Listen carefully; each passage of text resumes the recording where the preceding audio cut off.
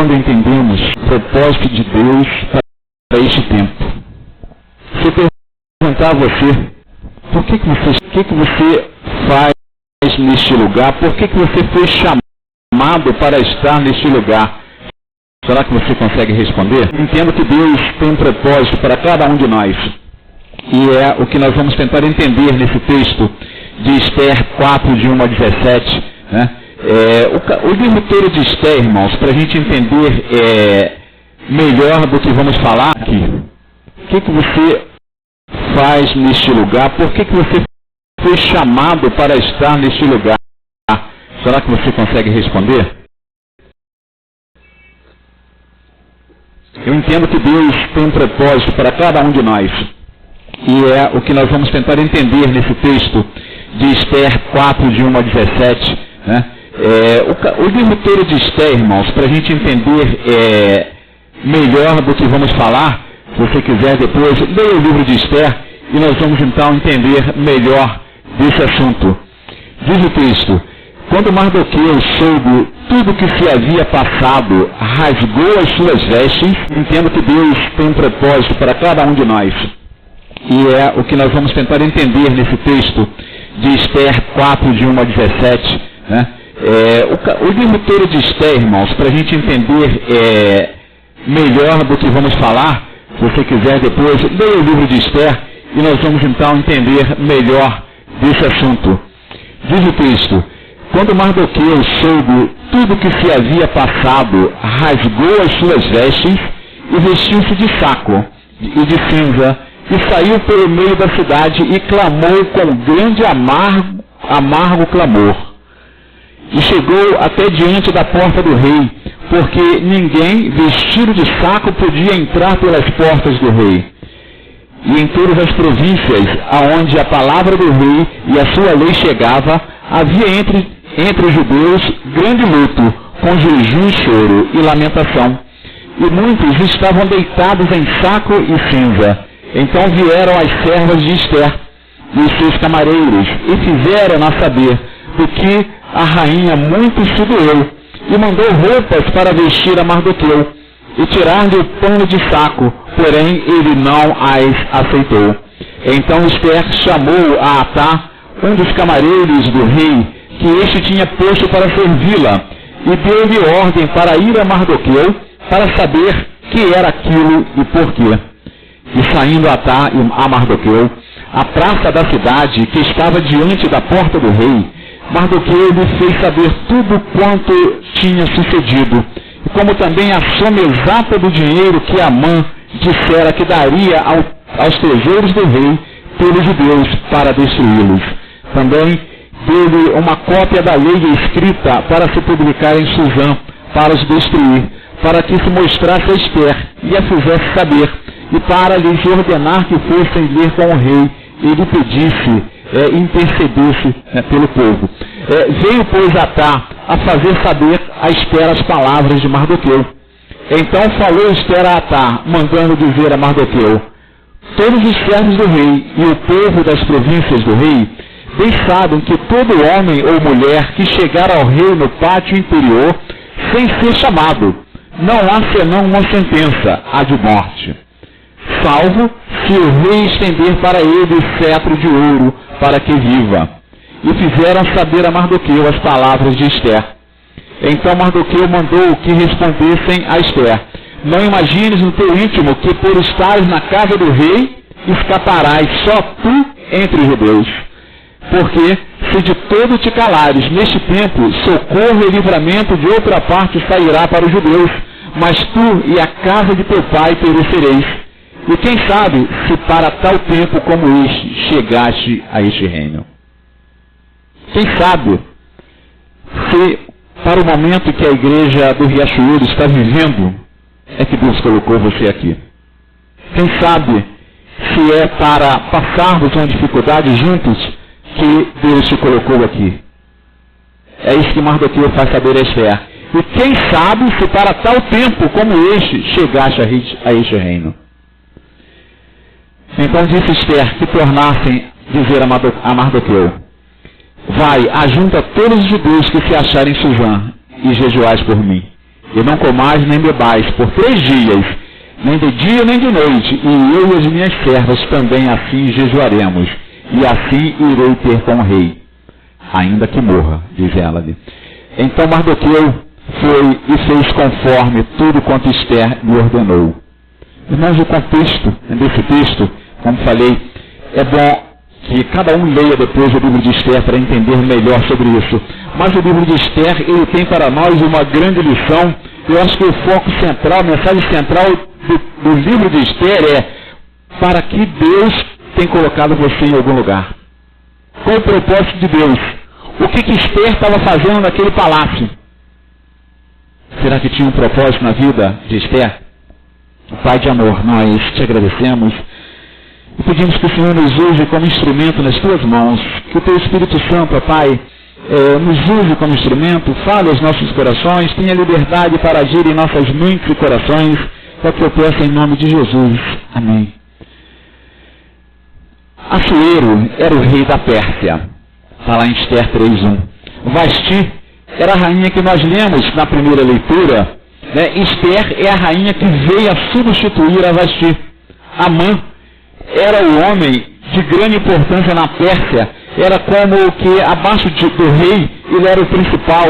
Não vou dizer que igualando a José, mas ele era um dos principais príncipes daquela região. Abaixo do rei, o rei tinha dado a ele todo o poder para ele fazer o que ele decidisse fazer. Mardoqueu era o tio de Esther.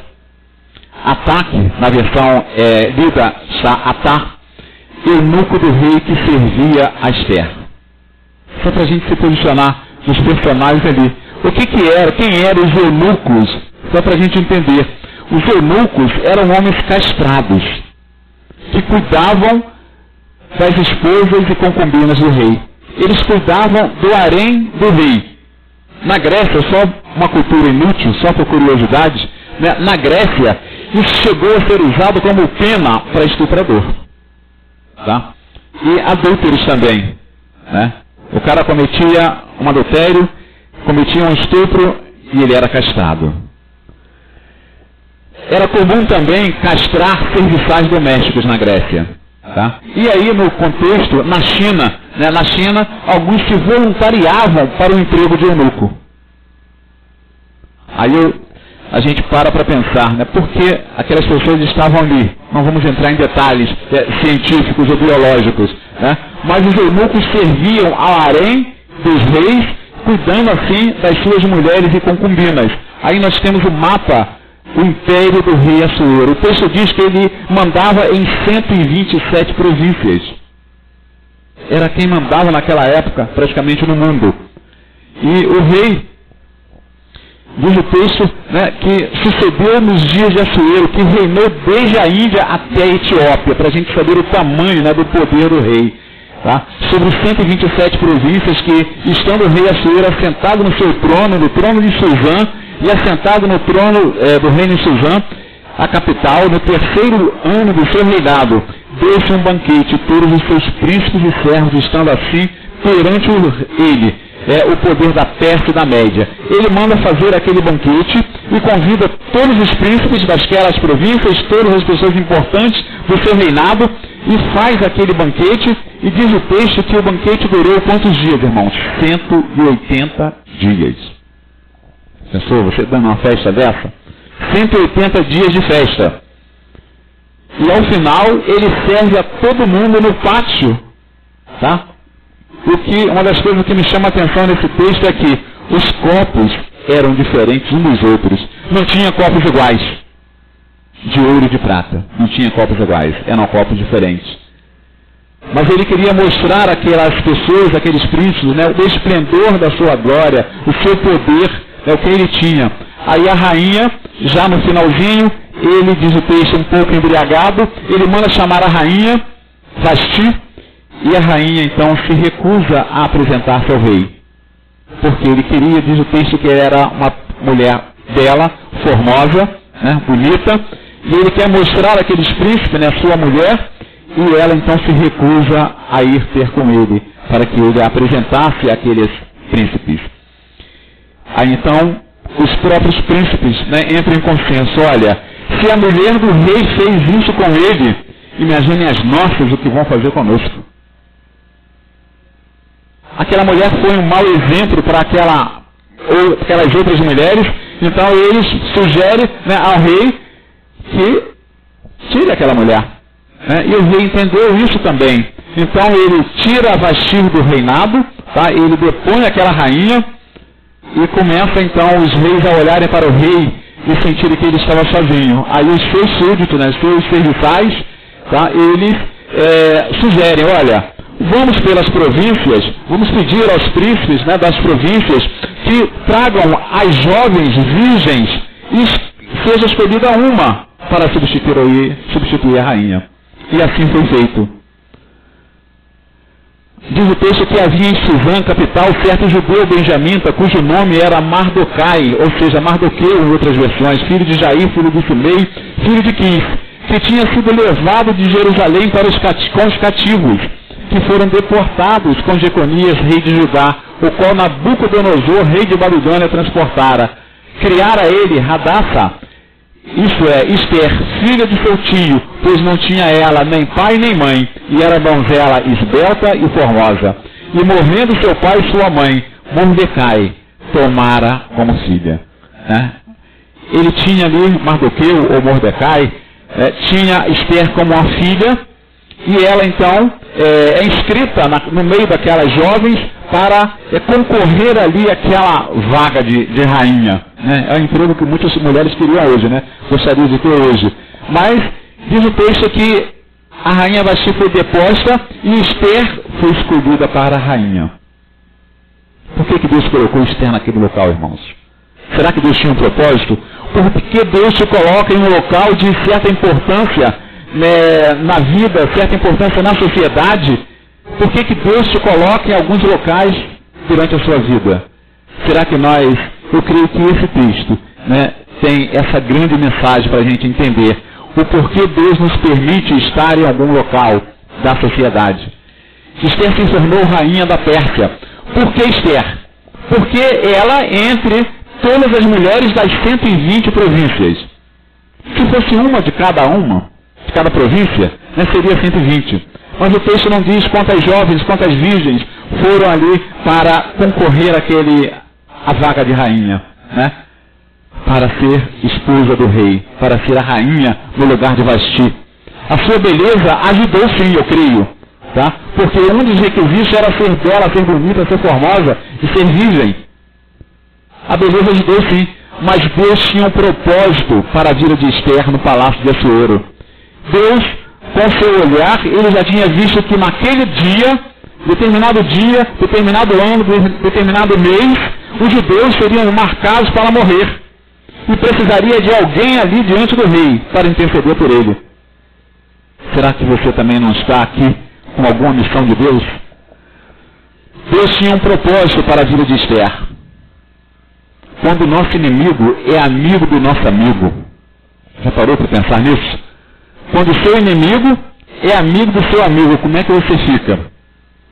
Amã, como falamos, era a pessoa mais próxima de Assuero e o maior inimigo dos judeus.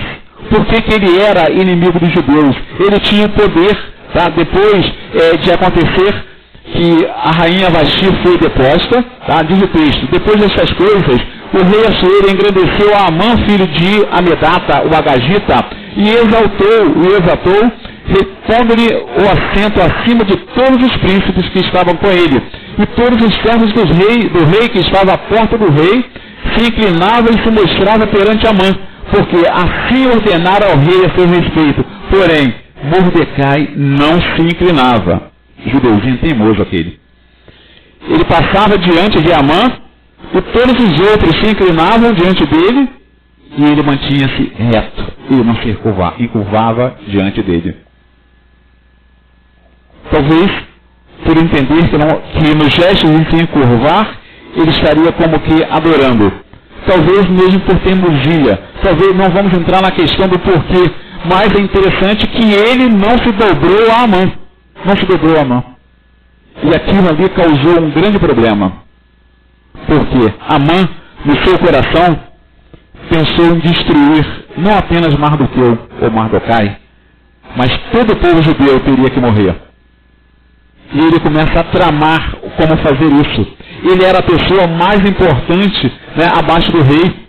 Então ele trama, tá, o fim do povo judeu e principalmente de Mardokai. Quando o nosso inimigo é a segunda pessoa mais importante do reino. Então o rei tirou do seu dedo o anel e deu a Amã, filho de Amedata, o Agagita, o inimigo dos judeus. Diz a Bíblia que ele era inimigo declarado dos judeus a partir daquele momento. Mas ele era a pessoa mais importante do reino. Surge o conflito. Ele queria que todos se dobrassem e Mardoqueu não se dobra diante dele. Então ele fala com o rei, tá? E todos os servos do rei que estavam à porta tinham que se dobrar. Ele fala com o rei e o rei atende, né, ao seu pedido. Ele diz para o rei que existia dentro das suas províncias um povo. E esse povo não era muito bem visto. E o rei, ao dar o seu anel para ele, né, ele faz ali um decreto e marca dia e hora para o povo morrer. Ele marcou dia e hora para o povo de Deus morrer. E aquela carta, né, aquela lei, aquele decreto, ele enviara pelos correios para aquelas 127 províncias, para que naquele dia e hora todos os judeus fossem mortos, onde quer que eles estivessem. Aí é onde entra o texto que nós lemos. Mardoqueu tomou ciência disso, se veste de saco de cinza e vai para o palácio, para a porta do palácio, mas ele não entra, porque ele não podia entrar. Ele fica do lado de fora. Aí Esther olha aquilo e manda o seu serviçal, né? Manda o seu eunuco lá falar com ele. E ela então fica sabendo de tudo o que acontecera. Mardoqueu tomou conhecimento de tudo e entendeu que Esther podia ser um instrumento para livrar o povo da morte. Quando ele vê aquele decreto, ele pensa em Esther lá no palácio, pensa no rei e entende, Esther pode ser um instrumento que Deus colocou naquele palácio para esse dia, para esse momento, para esse propósito. Será que nós estamos também entendendo o propósito de Deus para nossas vidas? Qual foi o pedido de Mardoqueu? Que ela chegasse à presença do rei e explicasse a situação. Explicasse que Mardoqueu havia mandado, né, matar todos os judeus, que Mardoqueu usou o anel do rei para selar aquela lei, e depois que selava com o anel do rei, não podia voltar atrás. Que ela falasse com o rei, intercedesse ao rei pelo povo. Aí a resposta dela, né? Então falou Esperata, mandou dizer a Mardoqueu: todos os servos do rei e o povo das províncias do rei bem sabem que todo homem ou mulher que chegar ao rei no pátio interior sem ser chamado, não há senão uma sentença a de morte, salvo se o rei estender para ele o cetro de ouro, para que viva. Imagine, né, Esther diante daquela situação toda, rainha, ela recebe essa mensagem. Se ela fosse pensar nela, Mardoqueu, eu estou bem aqui como rainha, dá um jeito aí, resolve. Mas, diante da resposta dela, temerosa, a princípio, Mardoqueu manda dizer para ela: olha, se você não se posicionar, o livramento vai vir de qualquer forma. Irmãos, se você não participar dos problemas da sua igreja, a ajuda vai vir de qualquer forma. Eu creio nisso. Se a igreja não se posicionar diante, né, das coisas que acontecem e nós trazemos para as assembleias, Deus manda a solução de qualquer forma. Nós é que somos privilegiados para participarmos das soluções dos problemas da igreja de Deus e do reino de Deus. Nós somos privilegiados a fazer isso. Deus mandaria a solução, entendia Mardoqueu. Porque se de todo te calares, neste tempo, o socorro e livramento de outra parte sairá para os judeus, mas tu e a tua casa, e a casa de teu pai, perecereis. E quem sabe se para esse tempo, tempo como este, né, chegaste a esse reino. Será por que ela chegou? Que Deus permitiu que aquela judia, né, chegasse ao posto de rainha da Pérsia. Eu penso ali no conflito de Esther, porque às vezes a gente precisa pensar no outro, né? Empatia, isso, você se colocar no lugar do outro, né? Sucedeu, pois, pelo terceiro dia, Esther se vestiu com trajes reais e se pôs no pátio interior da casa do rei, defronte do aposento do rei. E o rei estava assentado sobre o seu trono. E sucedeu que, vendo o rei, a rainha Esther, que estava no pátio, ela alcançou a graça aos seus olhos. E o rei estendeu para Esther os cetros de ouro que tinha na sua mão. E Esther chegou e tocou a ponta do cetro. Ela confiou em Deus. Ela confiou que Deus daria o livramento. Mas ela sabia que a sentença ali poderia ser a morte, irmãos. Ela sabia que a sentença poderia ser a morte se ele não estendesse aquele cetro de ouro para que ela tocasse na ponta. Quando você entende que Deus está agindo a seu favor, o que você faz? Você vai ver que Esther parece que não, aos olhos humanos, né? Parece que não regulava muito bem, se a gente olhar aos olhos do humano. Quando você entende que Deus está agindo a seu favor, o que você faz? Meus irmãos, ela chegou, entrou no palácio, ela tinha que falar uma coisa para o rei, ela entra no palácio, corre risco de morte, aí ela chega diante do rei, e qual é a atitude dela? O que o rei deve ter pensado de Esther? Mulher, no geral, é um ser difícil de entender. Mas Esther ali mostra isso, tá? Porque ela mesmo correndo risco de morte, ela passou por aquele momento ali, e eu penso na tensão dela, entre o momento que ela entra no pátio, chega à presença do rei, o que se passava naquele coração? Será que ele vai estender para mim o cetro? Será que ele vai mandar me matar? Ela corre o risco de morrer e convida o rei para jantar. Olha que doideira.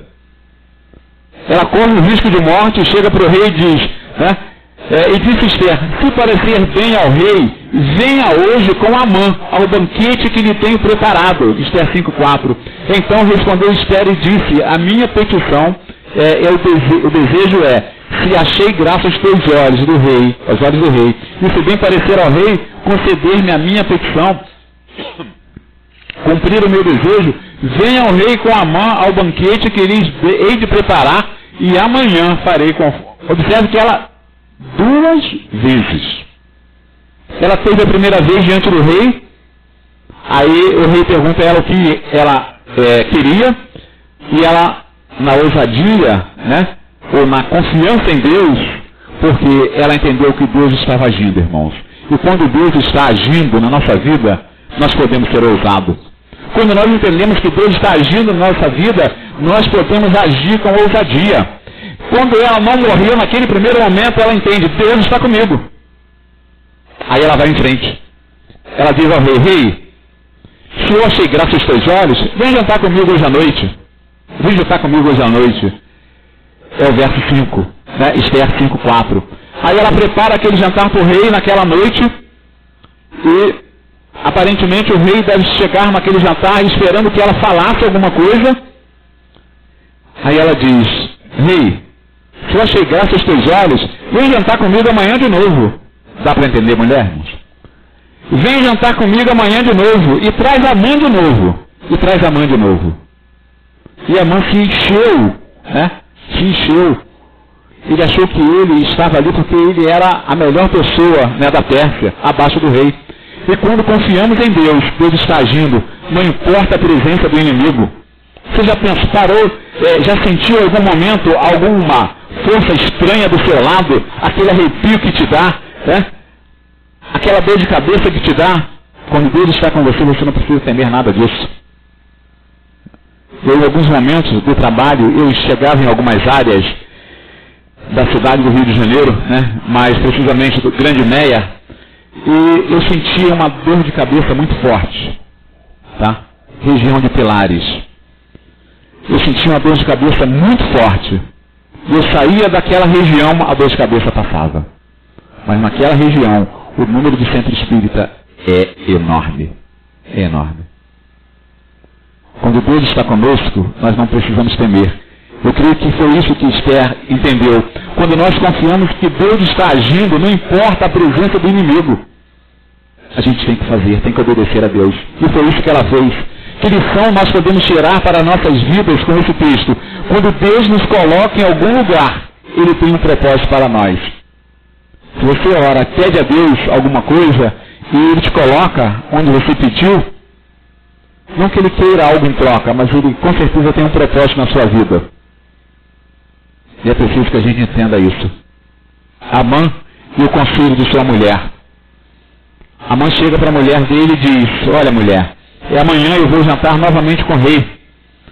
Eu vou jantar novamente com Esther. E ele começa a se encher, né? Então a mulher, então eles disseram: zere sua mulher e todos os seus amigos que estavam com ele naquela noite.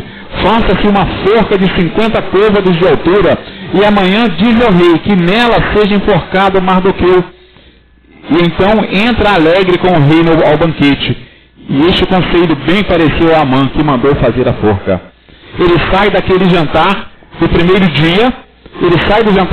dia, vai para casa, se reúne com a sua mulher e com os amigos, e naquela conversa a mulher manda que ele faça uma forca e enforque Mardoqueu. E ele manda fazer a forca. Mas diz o texto que aquela noite foi uma noite marcante para o rei. Quando Deus faz a obra, irmãos, Ele faz por completa. O rei foi, jantou com Esther e voltou para dormir. E diz o texto que ele não dormia. Você já perdeu a noite de sono? Foi, acho que segunda-feira passada, né? A irmã Lídia estava para Rio das Macaé ainda. E por volta de 5 para as 3 da manhã, da madrugada, eu comecei a sonhar, e algo me acordou naquele momento, eu não conseguia dormir. Aí eu levantei e fui orar, 3 horas da manhã. Orei por algumas pessoas, orei pela igreja, e voltei dormi igual criança, até 6 horas da manhã de novo. Mas eu bati na cama e dormi novamente, tranquilo, tranquilo. Quando Deus faz a obra, Ele faz por completo. Aquele rei foi deitar e não conseguia dormir, e diz o texto que ele chama os seus serviçais, né, e pede para ele: olha, traga-me, tá, o livro de registro das crônicas que se deram diante do rei. E eles trazem o livro das crônicas, onde ficava registrado tudo o que acontecia dentro do castelo.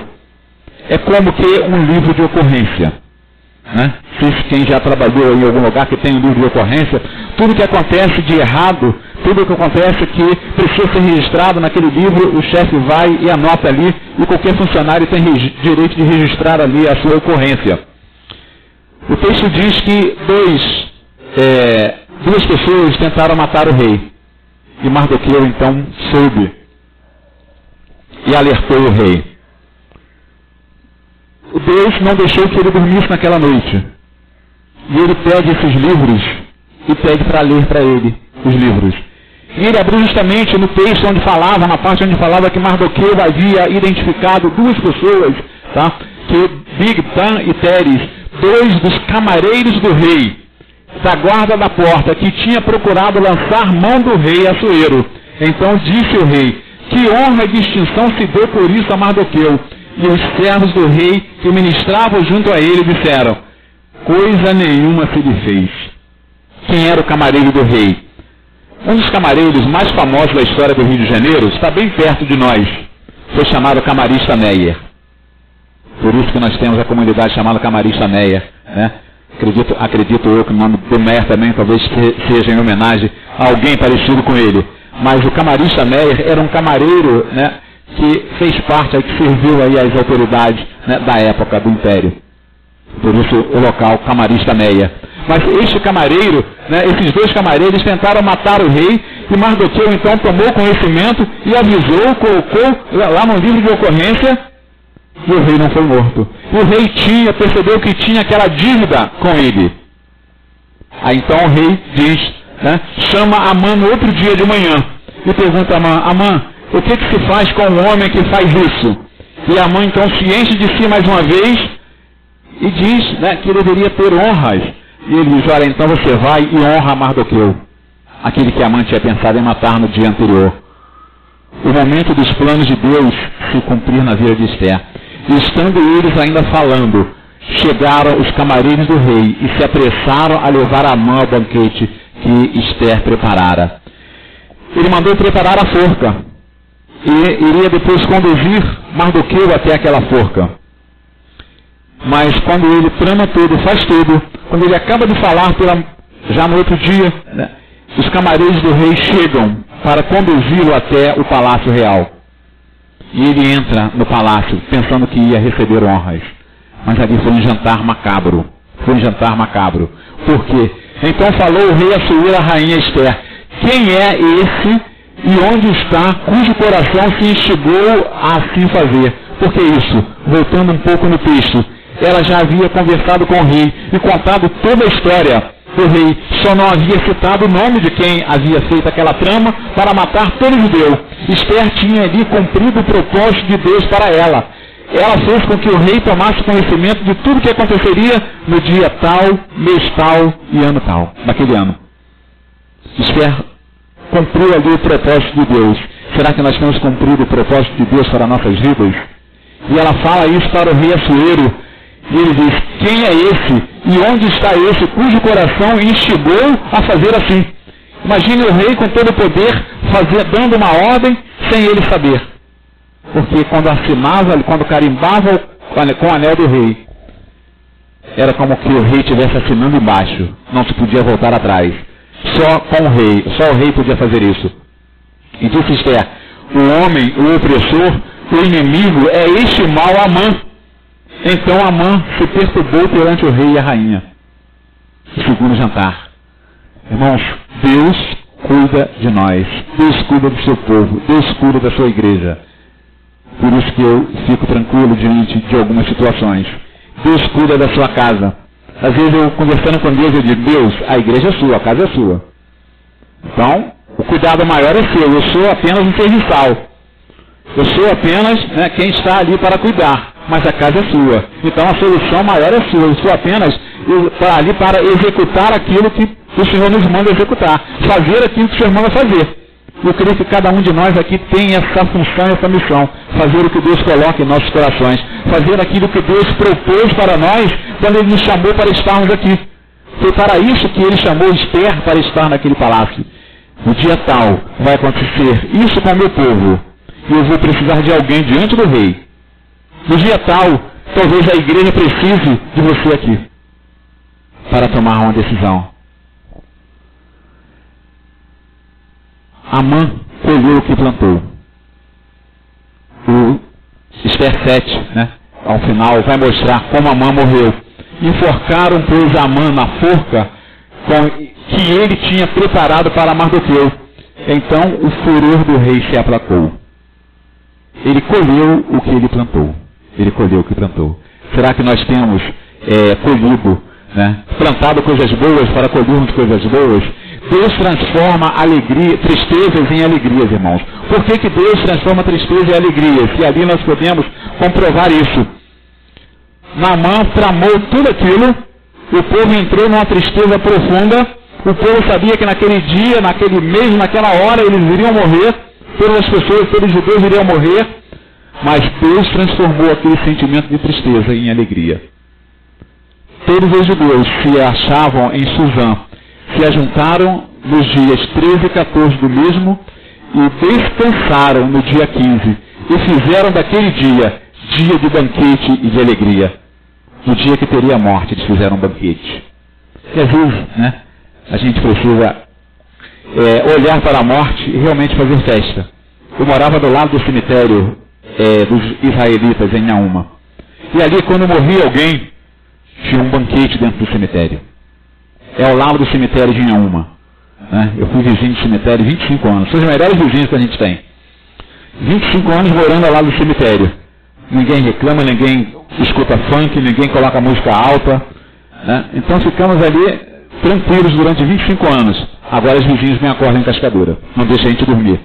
Mas, todo momento que morria alguém, tinha um banquete. Era festejado a morte. Porque eles entendem que morreu, vai para a presença de Deus. Vai para a presença de Deus. E ali, naquele momento de tristeza, Deus transformou em alegria aquele momento.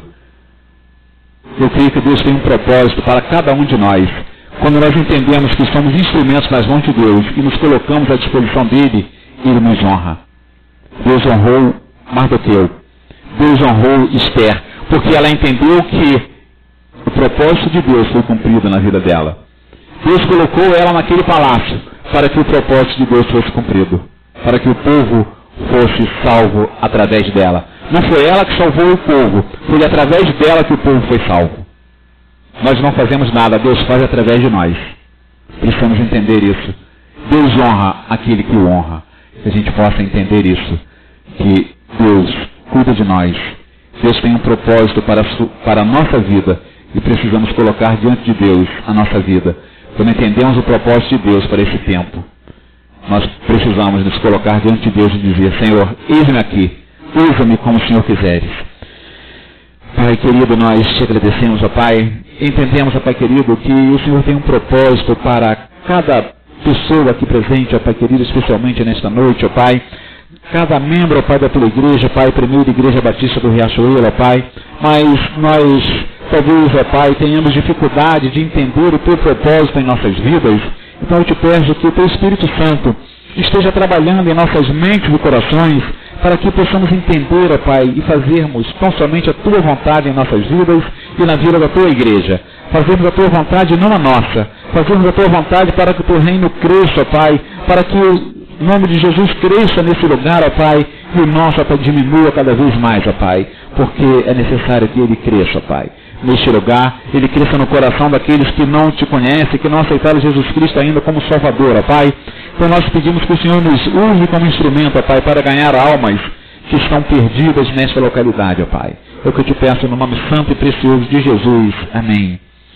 E agora, que a graça do nosso Deus, que as consolações do Santo Espírito de Deus e que o amor de Jesus Cristo esteja com a primeira Igreja Batista do Riachuelo, com todo o povo de Deus espalhado pela face da terra, agora e para sempre. Amém. Que Deus nos dê uma semana de paz e de vitória.